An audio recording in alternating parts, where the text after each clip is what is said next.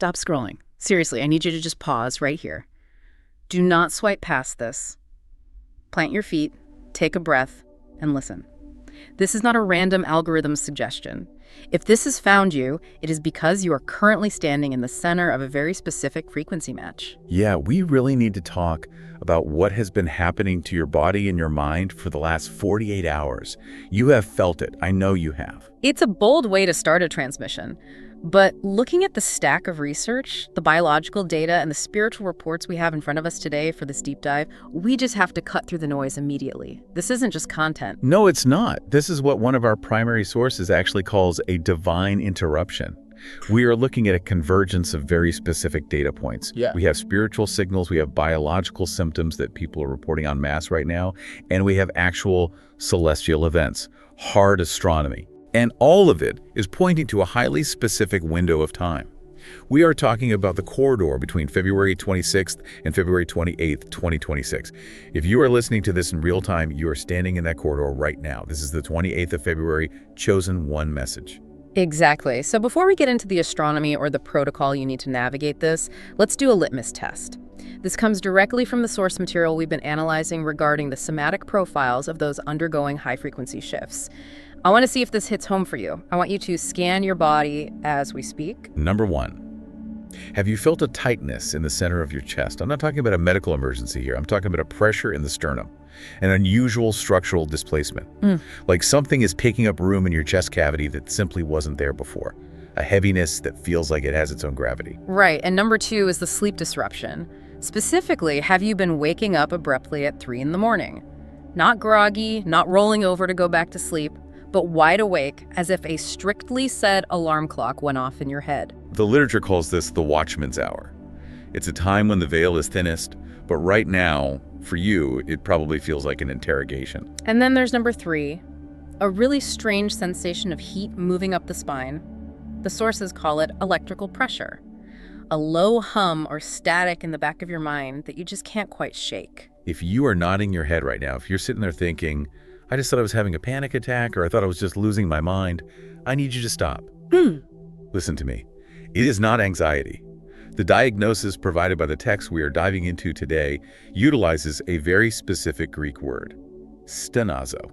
We really need to unpack this word because words carry architecture. Usually when we feel pressure, we interpret it as damage. We think, I'm breaking. We think something is inherently wrong with us. That is the modern medical interpretation, right? Discomfort equals malfunction.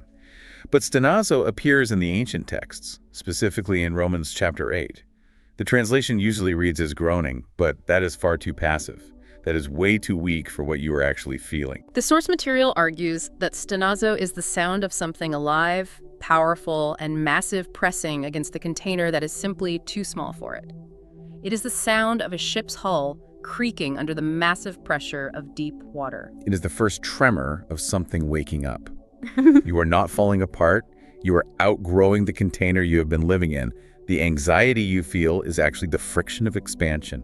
We are currently in a spiritual construction zone. There is a massive heavenly emergency update scheduled to land specifically during this 72-hour window we are in. A download of such magnitude that it requires your system to completely go offline to receive it. This transmission serves as the Citadel Protocol.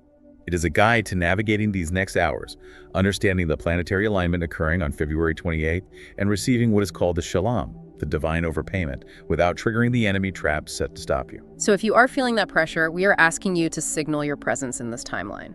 Frame this engagement as an energetic contract. Leave a comment saying, I accept this shift. Tell the universe you are ready. Up to this moment, you assumed the pressure in your sternum was a malfunction.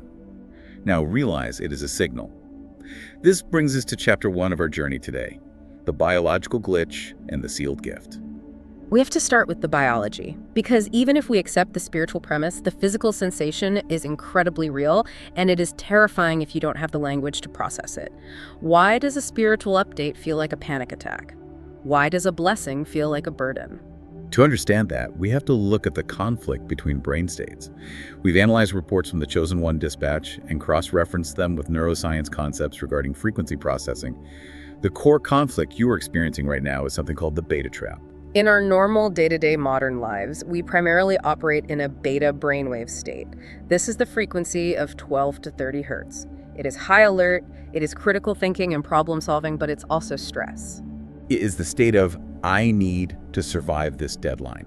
I need to navigate this traffic. I need to pay this bill. It is cortisol-fueled survival mode. And let's be brutally honest, it is where 90% of us live. 90% of the time, we are locked in a survival loop. Now here is the glitch. The spiritual download, this emergency update that is trying to come through during this late February window, requires a theta state. Theta is a frequency of 4 to 8 hertz. It is the state of deep intuition, REM sleep, that twilight state between waking and dreaming. It is the frequency of the mystic, the frequency of the child. The anxiety you are feeling, that stenazzo, that heavy groaning inside you, is actually the biological friction of a theta frequency trying to force its way into a nervous system that is completely locked in beta. Think of it this way. Imagine trying to download a massive, uncompressed 4K movie file onto an old computer that is running Windows 95 and is currently trying to run a complex, massive spreadsheet. What happens? The computer freezes. The internal fan spins up to maximum speed. The casing gets dangerously hot. The system starts to glitch out. Exactly, that heat on your back, that tightness in your chest. That is the fan spinning up. It's not that the file is bad, it's that your current operating system is incompatible. You are trying to run a divine program on a survival mode processor. The friction is the evidence of the upgrade. The source material introduces a profound Hebrew concept here to explain what exactly is being downloaded. It is called Chedem. Chedem refers to knowledge that was sealed. It is often used in the context of apocalyptic texts, things sealed up until the end of days. But in the personal context of the Chosen One, which is the exact archetype we are discussing today, Chedem refers to dormant knowledge. This is not about you learning something new from a book or deep dive. This is about an internal unlocking. It is the unzipping of a file that was always inside you, encoded in your spiritual DNA, waiting for this specific timeline trigger to open. But here is the danger. Unsealing a pressurized container creates turbulence.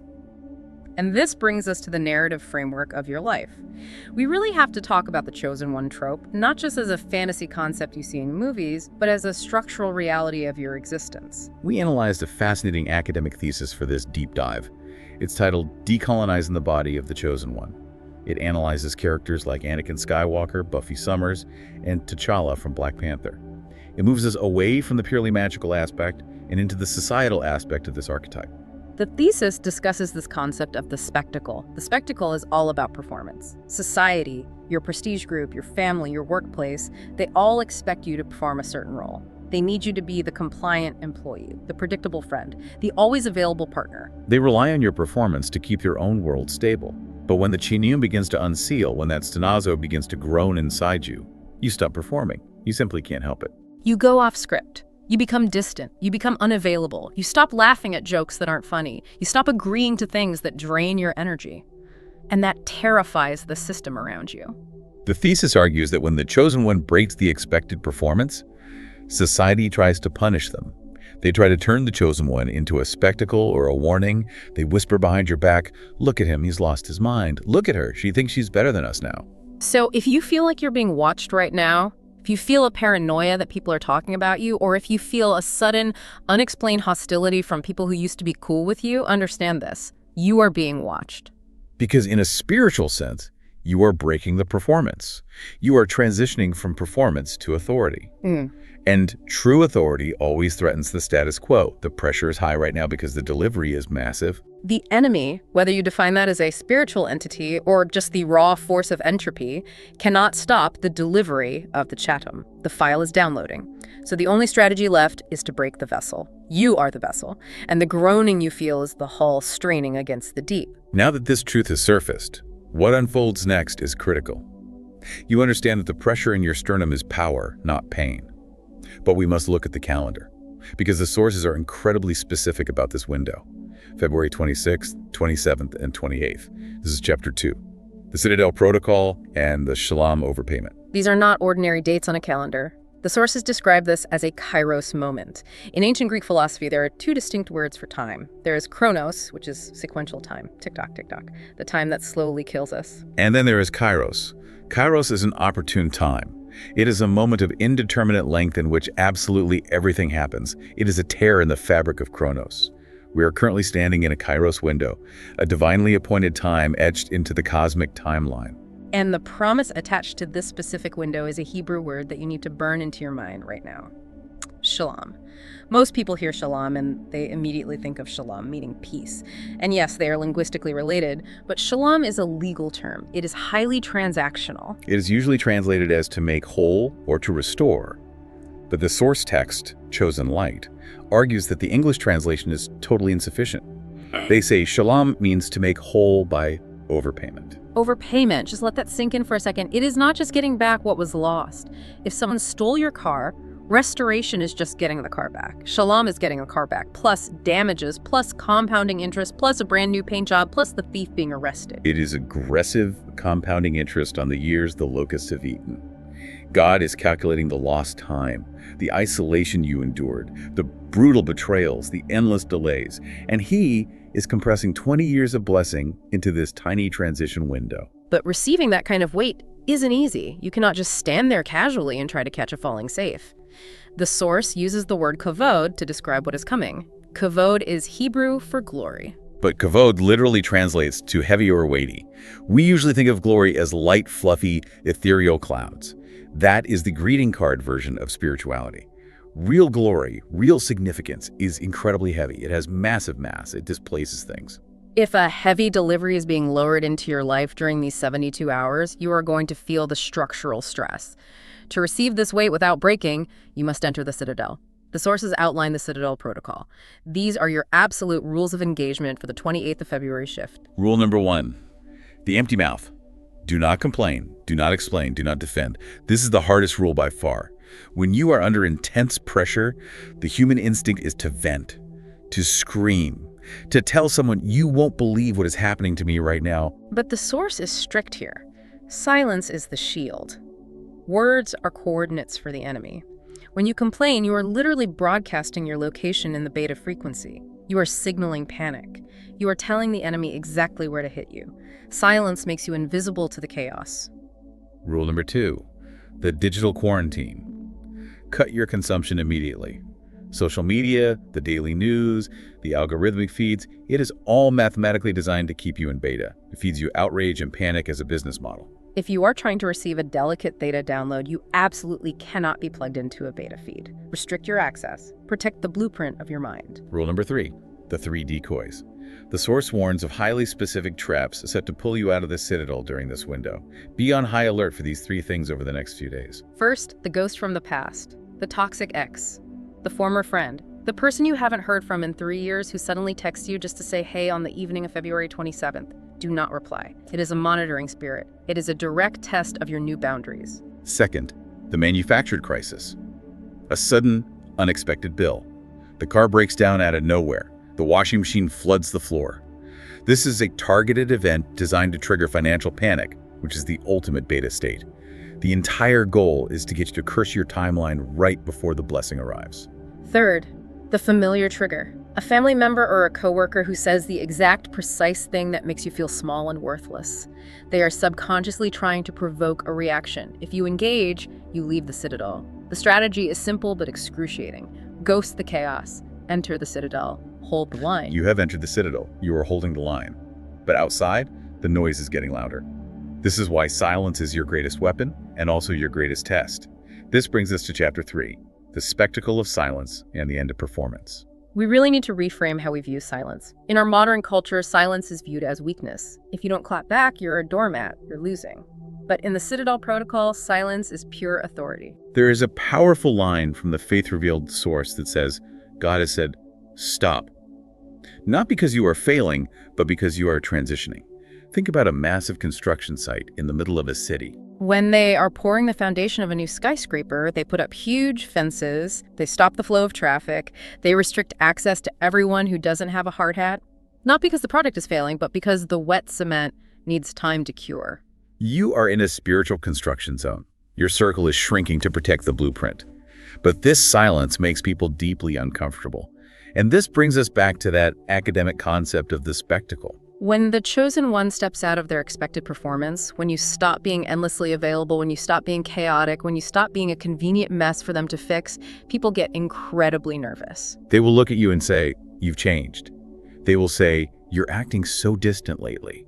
And the source gives you the perfect internal answer. No, you're disciplined. You are graduating from reacting from emotion to responding from profound awareness. The enemy's entire strategy right now is to provoke a reaction. If he cannot destroy the destiny, he will try to get you to forfeit it by reacting in the flesh. Think about T'Challa in Black Panther again. The thesis points out that he faces colonizing violence, these narratives thrust upon him by the outside world. But his true power comes when he refuses to play by those rules. He doesn't engage in the noise of the challengers. He creates his own sovereign path. The enemy will use subtle digs, microaggressions, jokes that aren't actually jokes, engineered conversations perfectly designed to get a heated response from you. Heaven refuses to let your next level be sabotaged by your last version. One impulsive reaction during the 72-hour window could severely delay the instruction. If you snap at your spouse, if you rage text your boss, if you post an emotional rant on social media, you drop the kavod. You shatter the container before it can be filled. Silence is not just about keeping your mouth shut. It is an internal posture. It is a refusal to agree with the chaos. It is the ability to look at a raging storm and say absolutely nothing, because you know deep down the storm has zero authority over you. So if you are holding your tongue right now, if you are sitting in the silence and it feels excruciating, if you want to scream, but you are choosing to breathe instead, you are passing the test. You are holding the line. If you are still watching this, you are anchored. You are in the citadel. While you hold silence on earth, the heavens are speaking loudly. We have spoken about the internal pressure and the spiritual mandate. Now, we must look up, because this isn't just a subjective feeling, it is a measurable celestial event. On February 28th, 2026, the sky is going to verify everything we have just told you. We are entering Chapter 4, the planetary parade and the verification. We're looking at a literal planetary parade. On the evening of the 28th, exactly at the end of this critical window, 6 planets will align in the sky. Mercury, Venus, Jupiter, and Saturn will be clearly visible to the naked eye, forming a graceful, undeniable arc above the western horizon shortly after sunset. This is not a vague horoscope reading, this is orbital mechanics. This is a cosmic clock striking the hour. Look at the specific details here. Mercury is at its greatest eastern elongation. For those who don't study astronomy, that means it is farthest from the sun's glare. Usually Mercury is incredibly hard to see. It is hidden in the fire of the sun. But on this specific date, it steps out. It becomes completely visible. In esoteric terms, it symbolizes clarity emerging from the fire. It symbolizes the hidden things, the chetum finally becoming seen. Then look at the moon. On the 28th, the moon is in a waxing gibbous phase. It is approximately 90.9% illuminated. It is almost full. It is in a season of rapid increase. It is not waning. It is not fading away into the dark. It is growing toward maximum illumination. This perfectly mirrors the concept of shalom we discussed, the overpayment, the compounding interest flooding into your life. And there is even a wild card in the sky. Comet 24P Shamash is moving through the constellation Boots. Though it is dimming, its sheer presence marks the celestial atmosphere with a highly dynamic, unpredictable element. The interpretation of these signs is astoundingly clear. The heaviness you feel in your spirit, that kavod, is directly mirrored by the heaviness of the planetary alignment. You have Jupiter and Saturn, the literal heavyweights of our solar system, hanging there in the sky, verifying the weight of the glory dropping into your life. The source material makes a fascinating comparison to the Winter Observing Challenge in astronomy. Specifically, astronomers look for the lunar V and lunar X. These are distinct light and shadow effects visible only on the moon's terminator line. The terminator line is the exact boundary between light and absolute dark. You are standing on the terminator line of your life right now. You are standing exactly on the border between the dark past, the years of confusion, the years of the sealed knowledge, and the brilliant, illuminated future. The sky is witnessing your transition. As above, so below. The alignment is the cosmic receipt for the internal transaction. It is the universe signing off on your emergency update. Now, what unfolds next changes everything about how you view your past. This is Chapter 5, the unsealed tomb and the prototype. The planets are aligned. The protocol is kept. Now, you must understand why it took so painfully long. Why was the pressure so intense? Why did you have to suffer through years of silence and obscurity? The source titled Be Devotional provides the ultimate answer, and it shifts the entire paradigm. You were not delayed. You're being verified. Proof is not what you say under comfort. Proof is what you do under crushing pressure. Heaven does not entrust rare power to the unproven. You look at the people around you who move so fast, they blew up overnight, they got the success, the money, the recognition while you were struggling, and you sat there, in the dark, wondering why you were stuck, why you were left behind. But the source argues that they lack depth. They were built for speed, you were built for sustainability. Talent opens doors, but trust determines how long those doors stay open. You were not being punished by the universe. You were being structurally reinforced to carry a weight that would absolutely crush anyone else. You are a prototype. Reference the prototype concept from our source material. A prototype is not an outcast. A prototype is the single most valuable thing in the laboratory. It is kept highly secret. It is tested rigorously. It is pushed to the absolute breaking point, not to destroy it, but to find its limits, so the limits can be exponentially expanded. Like an electrical grid powered down to protect the broader infrastructure, you were kept in the margins because your voltage was simply too high for the old world. If God had plugged you into your destiny 5 years ago, you would have blown the transformers. You are powered down to upgrade the internal wiring. And now, we witness the hero's return. The chosen one always follows a universal path of departure, initiation, and return. You have experienced the metaphorical death, the empty tomb motif. You have died to the ego. You have died to the desperate need for outside approval. You have died to the old performance. Like T'Challa returning to the warrior falls when everyone thought he was gone, you refuse to stay dead. You choose to return to the world, not to blend in, not to make them comfortable, but to right the wrongs and completely shift the atmosphere. The source calls it a virgin birth metaphor. Not in the biological sense, obviously, but in the profound spiritual sense. You are birthing an entirely new version of yourself without human assistance. No mentor gave you this power. No boss promoted you into this authority. This is an immaculate conception of identity, born solely from the pressure of the stenazo and the absolute silence of the citadel. You are the prototype, and the testing phase is finally over. The window is closing. The 72 hours between February 26th and 28th are the birth canal. You do not hang out in a birth canal. You move through it. You are not the version of yourself shaped by pressure anymore. You are the version shaped by deep cosmic trust. So we are going to seal this right now. We are going to perform the activation ceremony precisely as described in the Chosen Light texts. I want you to do this with us. Wherever you are right now, I want you to visualize a heavy, unbreakable iron gate slamming shut around you. You hear the sound of it locking. Clang. This is the Citadel. Inside this gate, there is absolutely no noise, no beta frequency, no panic. Outside, the world is screaming and burning, but inside, there's only the low, steady hum of power. I want you to mentally declare the binding of every monitoring spirit, every decoy, every ex who tries to text you, every financial distraction. You are cutting the feed. You are going dark to the chaos. And inside that iron gate, I want you to release the shalom. Visualize the years the locusts ate, the lost time, the tears, the intense frustration. See it being piled up in front of you. And then watch the interest being added. Watch the gold piling up on top of the ash. Compounding exponential interest. Heaven is asking you a direct question right now. Will you carry what is being given? Will you stay in the Citadel? It is a choice. You are chosen, yes, but you must also consciously choose to accept the call. If you're ready to seal this activation, if you're ready to hold the line for the next 72 hours, I need you to make a fierce declaration. Do not just passively think it.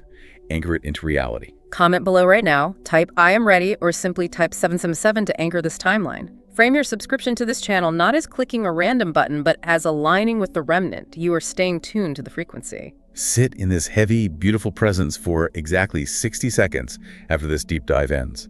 Do not click away to another video. Do not say amen yet. Let the iron walls rise around you. Feel the weight of the kavod. The shift is here. Now, amen.